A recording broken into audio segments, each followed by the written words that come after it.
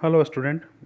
पिछली वीडियो में हम लोगों ने कुछ ऑब्जेक्टिव क्वेश्चन देखे थे, जिसमें मैंने आपसे 10 ऑब्जेक्टिव क्वेश्चन पूछे थे कंपनी लॉ के, और मैंने कहा था कि उसके आप जवाब भेजिए। अगर कोई प्रश्न हो तो वो आप भेजिए कमेंट में, मैं उसके जवाब आपको दूंगा। आज मैं आपको उन 10 प्रश्न के उत्तर, उन ऑब्जेक्टिव प्रश्न के उत्तर बताने जा रहा हूँ। ये ऑब्जेक्टिव क्वेश्चंस आपके कॉम्पिटिटिव एग्ज़ाम के लिए बहुत ही उपयोगी हैं, इसलिए परीक्षा की तैयारी जो आप LLB कर रहे हैं, उसके साथ साथ कॉम्पिटिटिव एग्ज़ाम की भी तैयारी के लिए ज़रूरी है कि आप ऑब्जेक्टिव क्वेश्चंस को भी सॉल्व आउट करते रहें। तो हमारा जो क्वेश्चन था वो था, कंपनी के प्रवर्तक हो सकते हैं। कंपनी के प्रवर्तक मीन्स प्रोमोटर। प्रोमोटर कौन हो सकते हैं? क्या कोई व्यक्ति हो सकता है, कोई फर्म हो सकता है, क्या कोई व्यावसायिक संगठन हो सकता है, और चौथा ऑप्शन था उपयुक्त सभी। देखिए, किसी भी कंपनी के जो प्रवर्तक हैं, प्रमोटर हैं, वही प्रमोटर ऐसा व्यक्ति होता है जो किसी भी कंपनी के निर्माण के बारे में सोचता है, जिसके दिमाग में सबसे पहले ये आइडिया आता है कि किसी कंपनी का निर्माण किया जाना चाहिए। कंपनी कौन सा बिजनेस करेगा, कंपनी किस प्रकार से पूंजी की व्यवस्था करेगा, कंपनी का रजिस्ट्रेशन कैसे होगा, और कंपनी के रजिस्ट्रेशन के लिए जितनी भी आवश्यक कार्रवाइयाँ हैं, उन सबों को ये कौन करता है? प्रमोटर करता है। और ये आइडिया किसी भी व्यक्ति के में आ सकता है, या कोई अगर फर्म है तो उसके दिमाग में भी आ सकता है, या कोई संगठन है उसके दिमाग में भी ये बातें आ सकती है, वो भी कंपनी का निर्माण कर सकता है। तो इसलिए इसका सही उत्तर क्या है? उपयुक्त सभी। ठीक है। दूसरा प्रश्न उसी प्रकार का है कि कंपनी के प्रवर्तक हो सकते हैं। क्या कंपनी का प्रवर्तक कोई अन्य कंपनी हो सकता है? क्या कंपनी का प्रवर्तक सॉलिसिटर हो सकता है, अकाउंटेंट हो सकता है, और ऑप्शन है उपयुक्त सभी। पिछला जो क्वेश्चन था, ये क्वेश्चन भी उसी प्रकार का है, लेकिन कंपनी के प्रवर्तक सॉलिसिटर, अकाउंटेंट्स ये नहीं हो सकते हैं। कंपनी का प्रवर्तक कोई दूसरा कंपनी हो सकता है। तो एक कंपनी भी एक नई कंपनी का निर्माण कर सकती है। ठीक है। अगला प्रश्न है, ये भी प्रमोटर से रिलेटेड है, कि कंपनी के प्रवर्तक प्रमोटर नहीं हैं, हामीदार, बैंकर, दलाल, उपयुक्त सभी। इस प्रश्न का सही उत्तर है उपयुक्त सभी। कंपनी के ना तो प्रमोटर हामीदार होते हैं, ना कोई बैंकर होता है, और ना कोई दलाल होता है। तो इसका ये सही उत्तर है। चौथा प्रश्न है, प्रमोटर का कंपनी के साथ संबंध होता है। प्रमोटर और कंपनी के बीच किस प्रकार का संबंध होता है?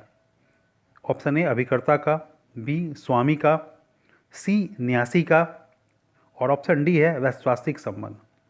तो कंपनी का जो और प्रमोटर का जो आपस में संबंध होता है, प्रवर्तक कंपनी के लिए काम करता है, कंपनी का निर्माण करता है, कंपनी के कौन सा काम करेगा ये सोचता है।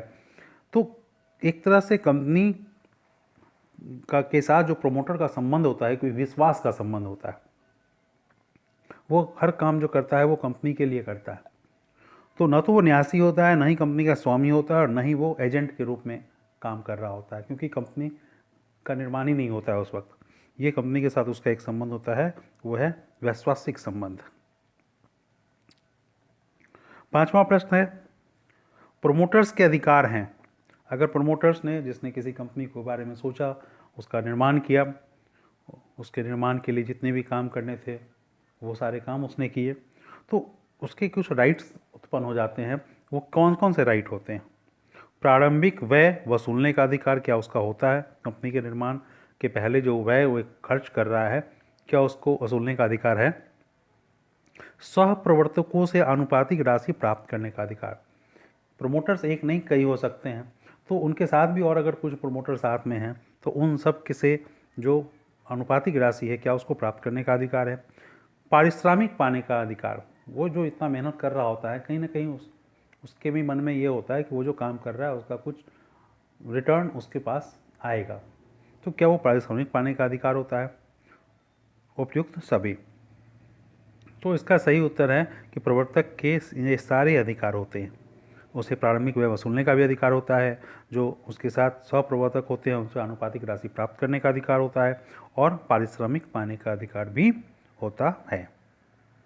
छठा, प्रोमोटर्स के दायित्व हैं। प्रवर्तक के कुछ दायित्व भी हैं। क्या दायित्व हैं? ऑप्शन ए, गुप्त लाभ प्रकट करने का दायित्व। ऑप्शन बी, कंपनी के दिवालिया हो जाने पर कंपनी को देय धनराशि की वसूली उसकी संपत्ति में से की जा सकती है। ऑप्शन सी, प्रवर्तक के कपट या कर्तव्य भंग के कारण हुई क्षति के लिए प्रवर्तक दायी है। और ऑप्शन डी, उपयुक्त सभी। यस, जब प्रमोटर कंपनी का निर्माण कर रहा होता है तो ये सारे उसके दायित्व होते हैं। तो उसका सही उत्तर क्या है? Option D. सातवां प्रश्न है, निगमन या रजिस्ट्रेशन के लिए प्रत्येक कंपनी को निम्न में से कौन दस्तावेज रजिस्ट्रार को भेजना आवश्यक है? जब भी किसी कंपनी का निर्माण किया जाता है तो उसके लिए कुछ दस्तावेज रजिस्ट्रार के पास उसके रजिस्ट्रेशन के लिए, कंपनी के इनकॉर्पोरेशन के लिए भेजना जरूरी होता है। उसमें एक है सीमा नियम, means memorandum of association, short में इसको बोलते हैं MOA। अंतर नियम, आर्टिकल्स ऑफ एसोसिएशन, मतलब AOA। और सी है उपयुक्त ए एवं बी दोनों। क्या दोनों भेजना जरूरी है? और ऑप्शन डी है केवल ए। देखिए, किसी भी कंपनी के निर्माण के लिए ये दो दस्तावेज बहुत इंपॉर्टेंट है, सीमा नियम और अंतर नियम। तो कंपनी को ये दोनों दस्तावेज भेजना आवश्यक है, ऑप्शन ए और बी वाले, यानी ऑप्शन सी इसका ए एवं बी दोनों सही है। आठवां प्रश्न, निम्नलिखित कथनों में से सत्य कथन है? कंपनी का सीमा नियम MOA उसका चार्टर होता है जो अधिनियम के अंतर्गत कंपनी के अधिकारों को निर्धारित करता है। ऑप्शन बी, अंदर नियमों AOA में कंपनी की आंतरिक व्यवस्था संबंधी नियमों व उप नियमों का उल्लेख रहता है जो कंपनी के सीमा नियम में दिए गए उद्देश्यों और कार्यपूर्ति के लिए कंपनी द्वारा बनाए गए हैं। ऑप्शन सी, रजिस्ट्रार कंपनी का निगमन हो जाने पर एक प्रमाण पत्र जारी करता है जिसे निगमन का प्रमाण पत्र कहा जाता है, सर्टिफिकेट ऑफ इनकॉर्पोरेशन। और ऑप्शन डी है उपयुक्त सभी। इसमें से कौन से कथन सत्य हैं ये पूछ रहा है। देखिए, कंपनी, ये बात सही है कि कंपनी का सीमा नियम जो है, MOA जो है, वो कंपनी का चार्टर होता है, कंपनी का संविधान कह सकते हैं। कंपनी उसी के दायरे में रह के कोई भी काम करती है। मेमोरेंडम ऑफ एसोसिएशन में ये लिखा होता है कंपनी कौन सा काम करेगी, कंपनी का किस प्रकार के कार्य करेगी, कंपनी का क्या दायरा होगा। और आर्टिकल्स ऑफ एसोसिएशन जो AOA होता है उसमें ये होता है कि कंपनी के आंतरिक कार्य कैसे काम करेगा कंपनी। तो ये AOA MOA के अधीन AOA के रूल्स रेगुलेशन लगे होते हैं। AOA MOA के रूल रेगुलेशन को ओवर रूल नहीं कर सकता है। तो AOA भी क्या है, उसमें आंतरिक व्यवस्था संबंधी गतिविधियां, नियम बने हुए होते हैं। कंपनी जो काम करने जा रही है उस काम को करने के लिए जो छोटे छोटे उद्देश्य, जो पूरा करने के लिए जो छोटे छोटे नियम बनाए जाते हैं वो AOA में रहते हैं। और सी ऑप्शन था, रजिस्ट्रार कंपनी का निगमन हो जाने पर एक प्रमाण, जब आप कंपनी का इनकॉर्पोरेशन हो जाता है तो सर्टिफिकेट ऑफ इनकॉर्पोरेशन रजिस्ट्रार जारी करता है, कब कंपनी अपना काम प्रारंभ करती है। तो इसलिए इसका ऑप्शन जो है वो क्या है, उपयुक्त सभी। ये सारे ऑप्शन सही हैं, ये सारे कथन सत्य हैं। 9, क्वेश्चन 9 है, निम्न कथनों में सत्य कथन है? निगमन का प्रमाण पत्र इस बात का निश्चायक साक्ष्य है कि कंपनी एक निगमित कंपनी है। ऑप्शन बी, निगमन का प्रमाण पत्र प्राप्त हो जाने पर कंपनी केवल परिसमापन वाइंड अप द्वारा ही समाप्त की जा सकती है। सी, प्राइवेट कंपनी निगमन की तिथि से व्यापार प्रारंभ कर सकती है। और ऑप्शन डी, पब्लिक कंपनी निगमन हो जाने के पश्चात भी व्यापार करने संबंधी अनुमति पत्र प्राप्त किए बिना व्यापार आरंभ नहीं कर सकती। और ऑप्शन ई, उपयुक्त सभी। इसमें देखना है कौन सा कथन सत्य है।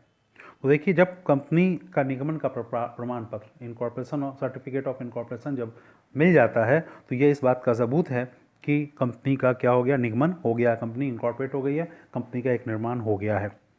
और एक बार जब कंपनी का निर्माण हो जाता है तो उसका वो शाश्वत सत्ता प्राप्त कर लेता है, मतलब वो कभी मरता नहीं है। कहा जाता है कि कंपनी के सारे जो मेंबर्स हैं, सारे सदस्य हैं, वो किसी जहाज़ में जा रहे हैं और वो जहाज़ डूब जाए, फिर भी कंपनी जिंदा रहती है, कंपनी का अंत नहीं होता है।